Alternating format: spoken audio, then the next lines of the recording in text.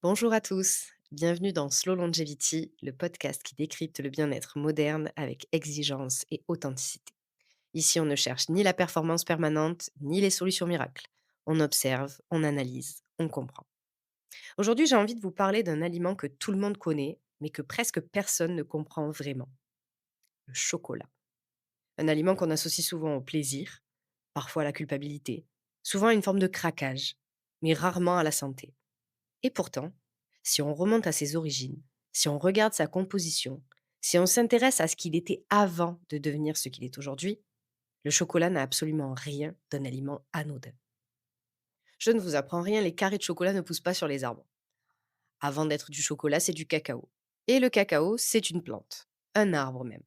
Son nom scientifique, Theobroma cacao, un petit arbre tropical à feuilles persistantes, originaire des régions d'Amérique centrale et d'Amérique du Sud, qui pousse dans des environnements chauds, humides, souvent à l'ombre d'autres espèces. C'est un arbre exigeant qui demande un écosystème riche, stable et vivant. Ce qui est fascinant, c'est son nom, Théobroma, un mot créé au XVIIIe siècle par le naturaliste Carl von Linné, qui a classifié l'espèce en 1753 dans son ouvrage Species Plantarum. Et ce mot vient lui-même du grec ancien. Théos signifiant Dieu, broma signifiant nourriture. Autrement dit, la nourriture des dieux. Et ce n'est pas une formule poétique inventée après coup. Ce nom reflète déjà l'importance symbolique du cacao à l'époque. Même le mot cacao raconte une histoire.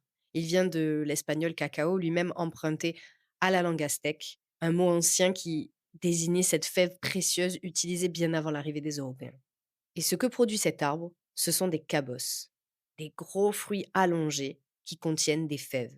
Ce sont ces fèves, une fois fermentées, séchées, puis transformées, qui vont devenir du cacao et ensuite du chocolat. À l'origine, ce n'était pas un produit sucré. Chez les Mayas et les Aztèques, le cacao était consommé sous forme de boisson amère, souvent mélangée à de l'eau, des épices, parfois même du piment. Sans sucre, sans lait, sans modification chimique et ou industrielle. Ce n'était même pas un dessert, c'est un produit fonctionnel, un produit énergétique, rituel, un produit de valeur, parfois même utilisé comme monnaie. Ce qui est intéressant, c'est que le cacao n'a pas changé, mais tout ce qu'on a construit autour, si. Avant de parler du cacao tel qu'on le consomme aujourd'hui, il faut revenir à ce qu'est réellement le cacao. Parce que le cacao brut n'est pas un simple ingrédient. C'est un aliment extrêmement dense sur le plan biologique. Autrement dit, un produit naturellement riche en composés actifs dont les effets sur l'organisme sont aujourd'hui largement documentés. Parmi ces composés, il y a un groupe qui revient constamment dans les études, les flavonoïdes. Le cacao est d'ailleurs l'un des aliments les plus riches en flavonoïdes, et plus précisément en flavanol. Ces molécules jouent un rôle central dans les effets du cacao sur la santé. Concrètement, ces flavonoïdes agissent à plusieurs niveaux dans l'organisme. Ils participent d'abord à une amélioration de la circulation sanguine en stimulant la production de monoxyde d'azote. Dit plus simplement, ils aident les vaisseaux à se dilater. Résultat, le sang circule mieux, les tissus sont mieux oxygénés et les nutriments sont mieux distribués. Ils ont aussi un effet antioxydant important, c'est-à-dire qu'ils aident à limiter les dommages causés aux cellules, notamment en période de stress. C'est un point clé, parce que le stress oxydatif est impliqué dans de nombreux processus liés au vieillissement. Autre rôle essentiel, la régulation de l'inflammation. Aujourd'hui, on sait que l'inflammation chronique est au cœur de nombreuses pathologies modernes. Et ces composés du cacao contribuent à la réduire. Mais ce qui est particulièrement intéressant, c'est leur impact sur le métabolisme. Certaines études montrent que les flavanols du cacao, et notamment l'épicatéchine, peuvent améliorer la sensibilité à l'insuline. Autrement dit, les cellules répondent mieux à l'insuline et utilisent plus efficacement le glucose. Concrètement, cela peut contribuer à une meilleure régulation de la glycémie. Il existe d'ailleurs un exemple très parlant. Les populations Kuna, au Panama, consomment traditionnellement du cacao peu transformé, de manière quotidienne. Et elles présentent des taux d'hypertension particulièrement bas, bien inférieurs à ceux observés dans les sociétés occidentales. Mais dès qu'elles adoptent un mode de vie plus occidental et réduisent leur consommation de cacao brut, ces bénéfices disparaissent. Ce qui montre bien que ce n'est pas le chocolat en soi qui est protecteur, mais la forme sous laquelle le cacao est consommé. À côté de ces flavonoïdes, le cacao est aussi une source naturelle de magnésium. Et là encore, ce n'est pas un détail. Le magnésium est impliqué dans plus de 300 réactions enzymatiques dans le corps. Il joue un rôle essentiel dans la gestion du stress, dans le fonctionnement du système nerveux, dans la production d'énergie. Et ça permet de comprendre quelque chose de très concret. Quand on a envie de chocolat en période de stress, ce n'est pas forcément une question de manque de volonté ou de gourmandise. C'est souvent un signal biologique. Le corps cherche à se réguler et il se tourne vers une source accessible de magnésium. Enfin, le cacao contient aussi des composés qui expliquent son effet particulier sur le cerveau. On y retrouve notamment de la théobromine, un stimulant naturel proche de la caféine, mais beaucoup plus doux. Il y a aussi de très petites quantités de caféine qui participent à une stimulation légère sans effet brutal. Résultat, une meilleure vigilance, une sensation de bien-être et une fatigue mentale atténuée. Donc si on refait le point, on comprend que le cacao, dans sa forme la plus brute, est clairement associé à des effets intéressants sur la santé cardiovasculaire, l'inflammation et l'équilibre métabolique. Rien que ça. Mais il y a un point essentiel à garder en tête. Tous ces bénéfices concernent le cacao peu transformé, pas le chocolat tel qu'on le consomme aujourd'hui dans la majorité des cas. Et c'est précisément là que le basculement s'opère. Parce que tout ce que je viens de vous expliquer, les flavonoïdes, le magnésium, les effets sur la circulation, sur le métabolisme, tout ça ne concerne que le cacao. Et c'est là que le sujet devient intéressant. Parce qu'entre le cacao brut et la tablette de chocolat que l'on trouve en supermarché, il y a un monde. Aujourd'hui, la majorité des chocolats que l'on consomme sont très éloignés du produit d'origine. Ils sont souvent riches en sucre, pauvres en cacao et surtout fortement transformés. Et cette transformation a un impact direct sur leur qualité nutritionnelle. Parmi les procédés utilisés dans l'industrie, il y en a un qui revient souvent, c'est l'alcalinisation. C'est un traitement qui permet de modifier la couleur, le goût, l'amertume du cacao pour le rendre plus accessible, plus standardisé. Mais ce procédé a un coût. Une étude publiée sur PubMed montre que l'alcalinisation peut réduire de manière très significative la teneur en flavonoïdes. Dans certains cas, on parle même d'une perte pouvant aller jusqu'à 90%. Autrement dit, on prend un produit naturellement riche en composés actifs et on le transforme en quelque chose de beaucoup plus pauvre sur le plan biologique. Et c'est là que le décalage se crée. Parce que dans l'imaginaire collectif, le chocolat garde une image ambivalente, à la fois plaisir et parfois plaisir coupable, mais on continue à lui attribuer inconsciemment des bénéfices qu'il n'a plus vraiment dans sa version moderne. En réalité, ce que l'on consomme le plus souvent aujourd'hui, ce n'est pas un aliment fonctionnel. C'est un mélange de sucre, graisse et d'un cacao dont les propriétés ont été largement altérées. Cela ne veut pas dire que tout le chocolat est à mettre dans le même panier. Un chocolat noir, avec une teneur élevée en cacao, peut encore conserver une partie de ses composés intéressants.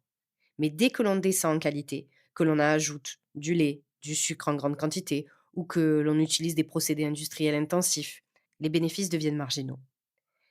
Et dans le cas du chocolat blanc, qui ne contient pas de cacao solide, il n'y a tout simplement plus de composés actifs du tout.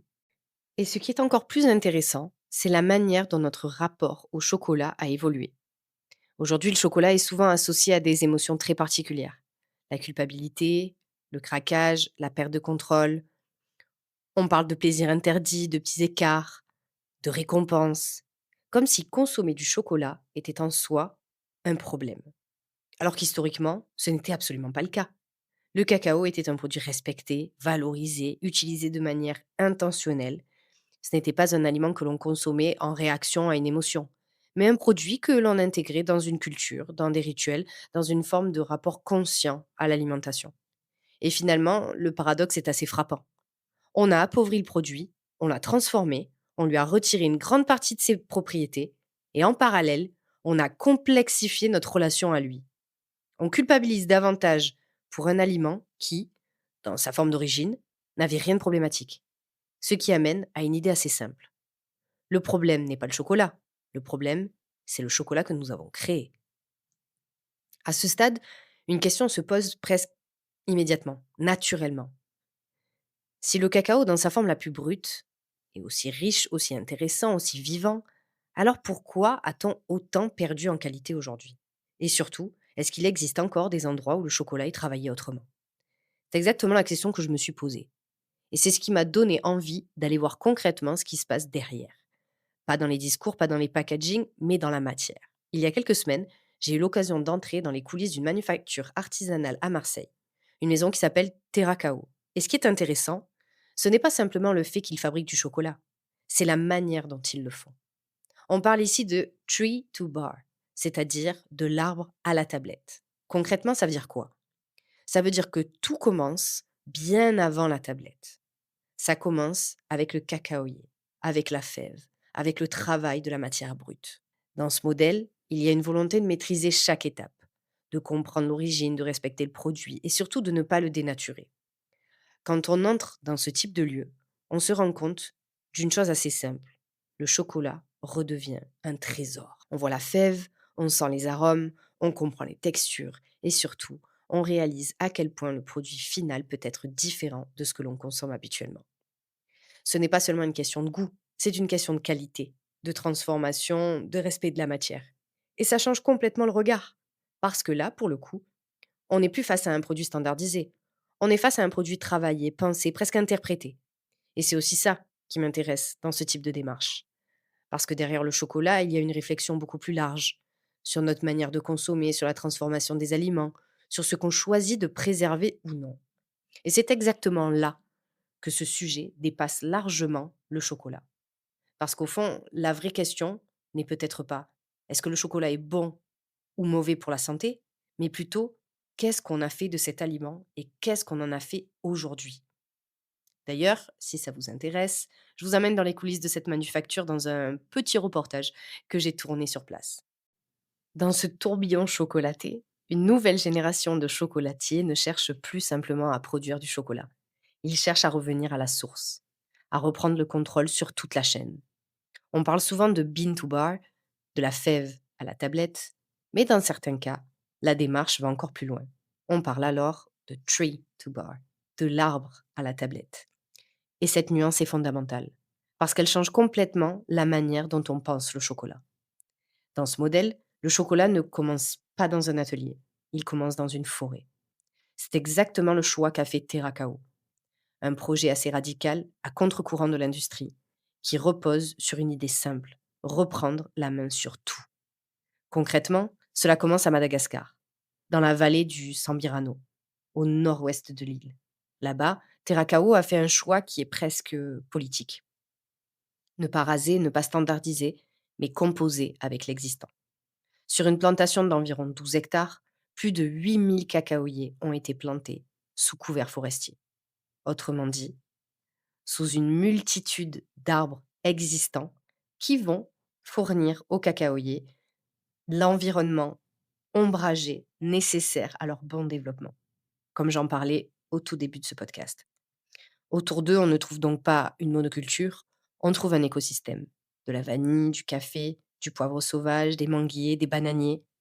La forêt n'est pas juste un décor, c'est un système vivant. La biodiversité va influencer directement le cacao. Elle enrichit ses arômes, elle ancre le produit dans un terroir réel. Mais le projet ne s'arrête pas à la culture. Ce qui est intéressant avec Terracao, c'est que la cohérence ne s'arrête pas au produit. Elle s'étend au modèle humain.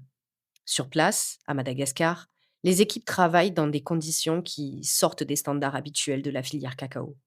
Les salaires peuvent atteindre 2 à 3 fois le minimum local, avec des contrats stables, un accès aux soins et une véritable logique d'accompagnement.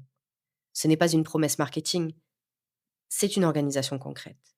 Et ça change aussi notre regard sur le chocolat, parce que derrière une tablette, il y a toujours une chaîne invisible qui, pour une fois, est rendue visible. Mais ce qui m'a le plus marqué dans ce projet, ce n'est pas seulement l'origine, c'est le rapport au temps. Chez Terracao, le cacao n'est pas accéléré, il est respecté. La récolte se fait à maturité. Les cabosses sont ouvertes à la main, les fèves fermentent pendant plusieurs jours, elles sont ensuite séchées lentement, puis triées une à une. Chaque étape a son rythme, un rythme non négociable. Et c'est à ce moment-là que quelque chose devient très clair. On ne peut pas produire ce type de chocolat à grande vitesse. On ne peut pas industrialiser ce niveau d'attention. Puis vient la transformation. Et là encore, le choix est cohérent. À Marseille, Terracao a installé une manufacture artisanale, un lieu ouvert où l'on peut littéralement voir le chocolat se faire. Et ça change complètement l'expérience, parce qu'on ne consomme plus un produit fini, on comprend tout le processus qu'il a fallu mettre en place pour en arriver là. Tout est aligné, la culture, la transformation, le discours, le goût. Le chocolat peut redevenir un produit qui a du sens. Et finalement, ce type de démarche ne parle pas seulement de chocolat. Elle parle de notre manière de consommer, de ce que l'on choisit de soutenir, de ce que l'on accepte ou non. Parce qu'au fond, la question n'est peut-être pas est-ce que le chocolat est bon ou mauvais, mais plutôt quel chocolat on choisit de manger et ce qu'il raconte du monde dans lequel on vit. Enfin, parce que l'idée de ce podcast, c'était quand même de vous éclairer un petit peu et surtout de vous donner des conseils sur comment consommer du bon chocolat. Après exploration, mes conseils seraient probablement de privilégier le chocolat qui contient au minimum 70 de cacao, peu d'ingrédients, avec une transformation minimale. Ce qui, je l'annonce, ne sera pas toujours précisé. D'où l'importance de bien choisir son fournisseur de bonheur. Et une consommation en conscience. Parce que quand on est au courant de tout ce qu'il faut pour passer de l'arbre à nos placards de gourmands, on ne peut plus faire autrement que de déguster chaque carré avec une touche de fierté et surtout sans culpabilité. Le chocolat, il n'est ni bon ni mauvais. Il dépend de sa qualité, de sa transformation, de sa relation et de notre relation avec lui. Et la question finale, parce que vous commencez à me connaître, j'aime bien vous amener à une petite réflexion. Ce serait certainement: est-ce que ce que je consomme me nourrit vraiment? Vous avez 4 heures. Vous écoutiez Laura pour Slow Longevity, le podcast qui décrypte le bien-être moderne avec exigence et authenticité. Si cet épisode vous a plu, vous pouvez le partager ou laisser une note sur votre plateforme d'écoute. Et je vous amène très bientôt dans les coulisses de la manufacture Terracao à Marseille pour découvrir ce que devient le chocolat quand on décide vraiment de le respecter. À très vite.